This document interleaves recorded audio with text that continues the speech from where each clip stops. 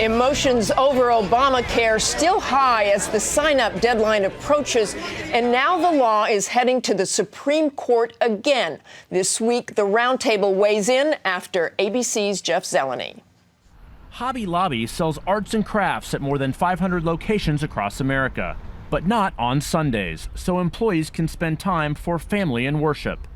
It's the Christian beliefs of David Green and his Oklahoma family, who founded Hobby Lobby 4 decades ago. They're now at the center of a Supreme Court fight over the nation's healthcare law. Should for-profit corporations be required to provide insurance coverage for morning-after pills and other kinds of contraception? The Greens say no, it violates their religious views. My convictions enter into how we run our business. But supporters of the law say only people, not companies like Hobby Lobby, can hold religious beliefs. Corporations can't pray, they don't express devotion to a god. It's the biggest challenge to the healthcare law since the court upheld a key provision in 2012. A critical moment for the law with an enrollment deadline on March 31st. The White House, hoping a legal victory, brings political relief for a law still as controversial as ever. For This Week, Jeff Zeleny, ABC News, Laurel, Maryland. Thanks to Jeff, and back now with the roundtable. And I want to ask you, Dan, first, what's your instinct on this? I think the administration's case is very weak, and I think it has enormous political implications. If Hobby Lobby has to chooses to avoid providing these coverage for these 4 contraceptives out of the 20 that they're required to, they will get fines of about $500 million a year. This is a company that employs 13,000 Americans. Plus, at a time when there's been tens of millions of Americans have been exempted.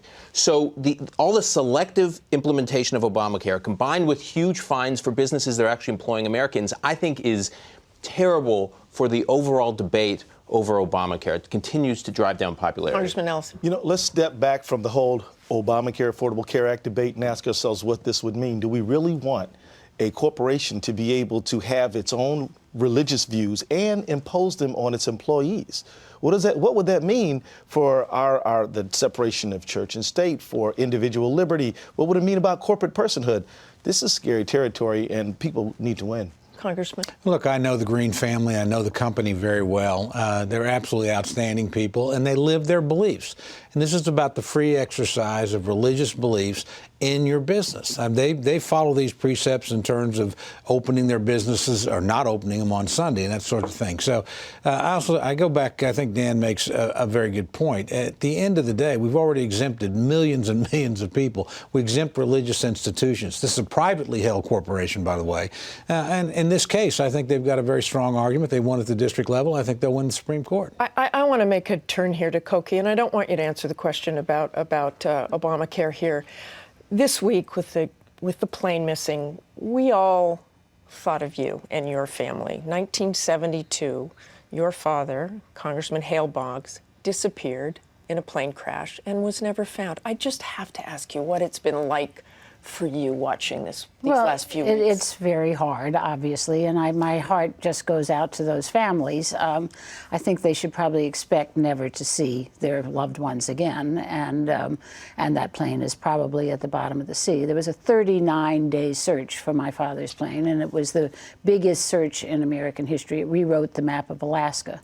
And so I think that this is just where it's likely to go. It did some good, mandated emergency locator transmitters on airplanes, though, Koki, and that's a good thing. Thanks to you all.